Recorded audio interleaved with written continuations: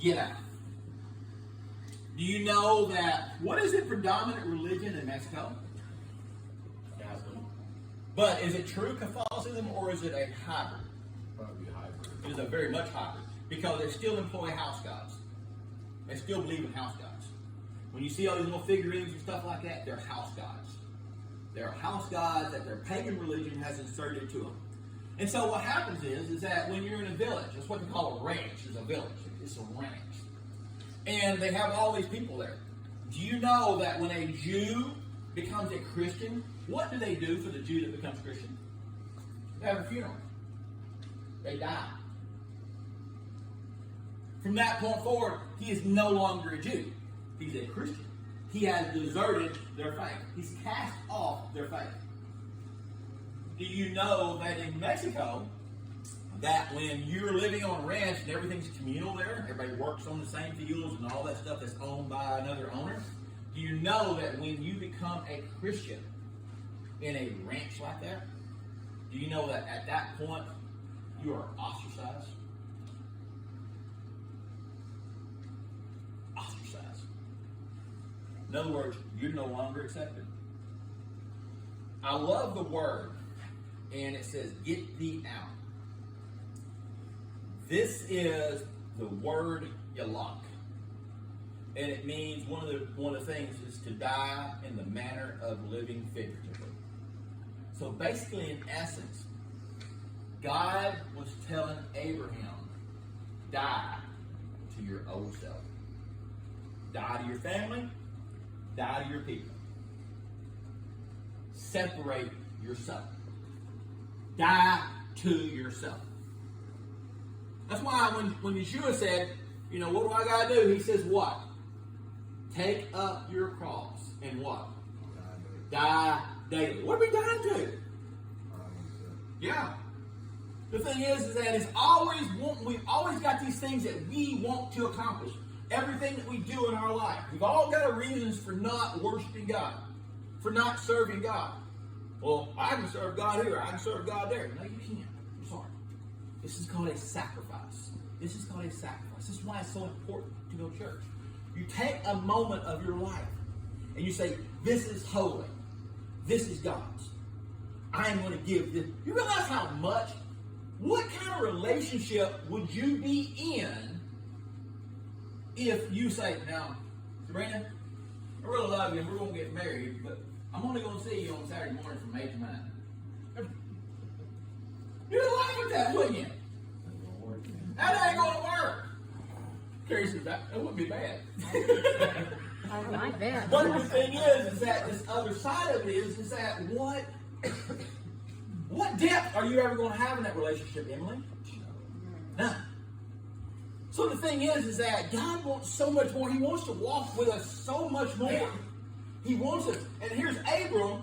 And so basically what it is that you hear in the scripture. Now you got to understand something. You'll read later on, and I caught that this morning, that you know that when Abram and Sarah first left out, they stayed for a long time hiding in caves. You'll see the story about Sodom and Gomorrah. They hiding in caves. And when they found him, he did not say that that's his wife. He said it's his sister. It changed up the parameters of how they would treat him because they wouldn't kill him and then take her, his sister. Now we got to treat this all differently. But the thing is that understand something. Abram, even though we fail and we have our weaknesses, his heart was in the right place because basically when God told Abram to go, what did Abram do? His faith was judged by action. God seen potential in Abram, but Abram as well demonstrates God's potential. This is what God can do. Abram lived his life from that moment as an ambassador of God. Everything that he did knew that it reflected upon God. Did he make mistakes? Absolutely yes. So, if we was going to make a discussion of Abram, and if we was going to list a quality, so we're not really told a lot, except when we dig a little bit deeper. So then, at William Goyam, potential did he clearly demonstrate by actions that God has chosen the right man? Yeah, he believed him. He believed him enough to change, to give up everything. He believed him enough to give it up. Now, when our faith is that strong, that we can give it up. We may have to go stay in caves for a while, David. Because it's easy to have the initial faith. It's like, y'all remember when you're teenagers and you go Bible camp or somewhere like that and you say, well, you can't wait to tell everybody I'm saved, I'm saved, I'm saved. That sounds great at 12. But when you're 16 and all your friends party, your Christian faith kind of wanes. Then all of a sudden you're 18, everybody's out going on, and wait till you get 21 as a Christian. Oh, heck yeah, now it's legal. Well, God said take a little beer, a little wine. That's what the Bible said. Even Jesus hung out with drunkards. He done all these things.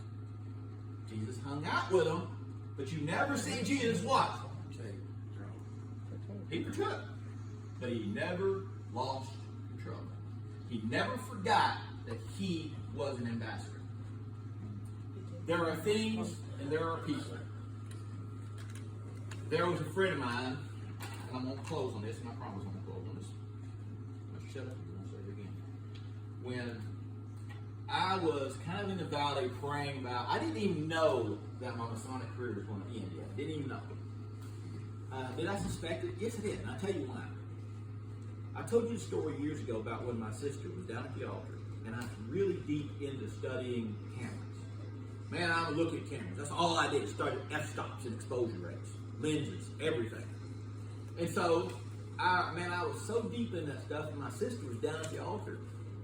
And, because I knew God, and they called me. But yet, I'm studying cameras. My sister's down there, and I said, Lord, I said, please, I said, I don't know what Debbie's got her in mind. I don't know what she's wanting. Lord, I just pray that you would answer and reveal to her. This is what I heard. Don't pray to me. Pray to your camera. That's your God. Guess what I did? I sold my camera. Sold everything. Walked away from all. For a long time, I wondered. I said, God, you've never asked me this question about my endeavors. Maybe you're blessing me. The problem is, when you ask God stuff like that, God's going to answer. You know what it said? Never asked. He said, at some point as a mature adult, should you have to ask? So, this friend of mine gives me this CD. And I'm bad about people sending me, I'll tell you right now, unless you want to make me watch a video, don't send me a video or just send money, let's watch this together. Because odds are I'll get the scrap on especially a country song, ain't gonna happen. It's not gonna happen. If it's a long thing, I ain't got attention span for it. I just don't. I don't read or study or watch anything unless I'm moved specifically to read or study or watch something. If I don't, I'm watching something else. Endeavoring something else. I've got to be stirred by it. This guy gives me this CD, and on it is an excerpt about this sermon.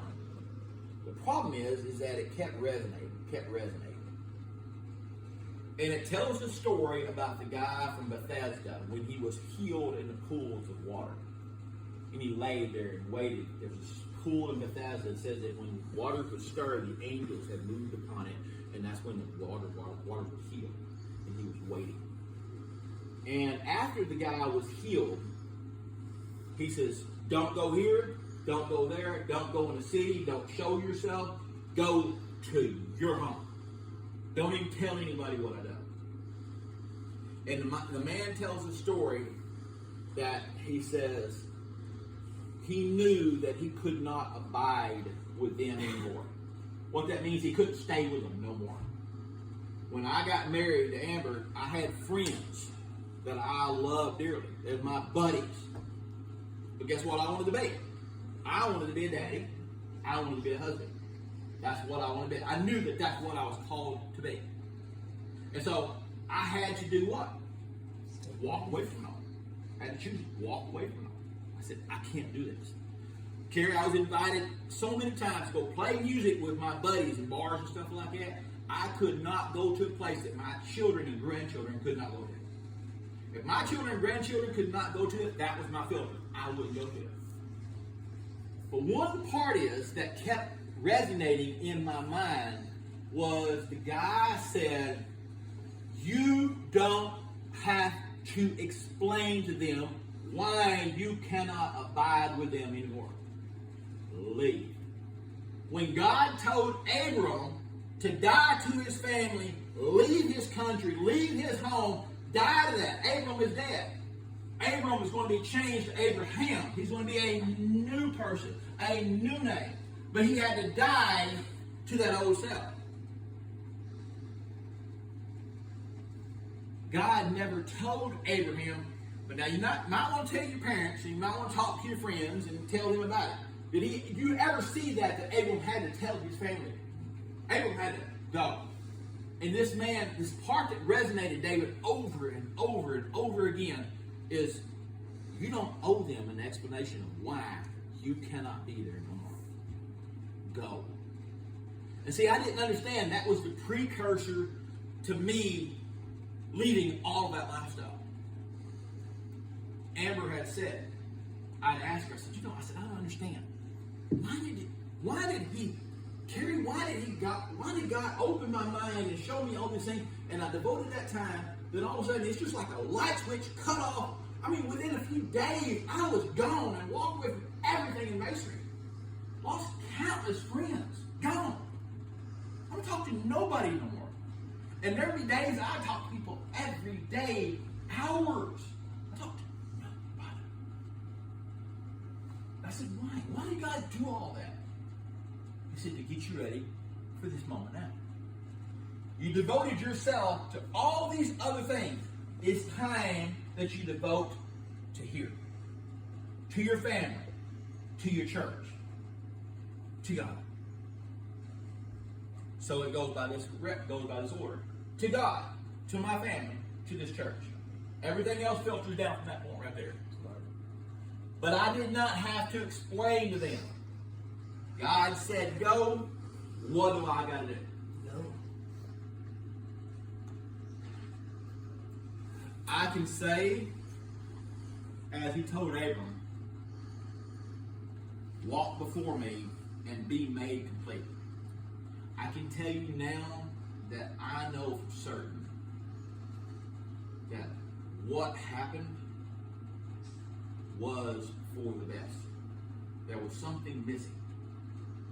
If you've gone through a situation of change, if you've gone through a situation of you walking away, shutting doors, whatever you've gone through was done for a specific reason.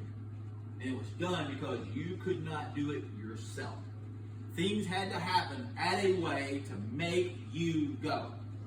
And if things happen, Erica, in that manner to shut that door, don't go back through the window. Don't try to sneak your way back in. Because if God said go, go. And if you pray for an answer, I don't understand, God. I pray for my family. I pray for him. I pray for her. I pray for all these things. Maybe God did answer. It just wasn't what you wanted to hear. So, what you want? Me? I want to figure out what it was. I want to figure out the attributes of God. Because if there was ever a time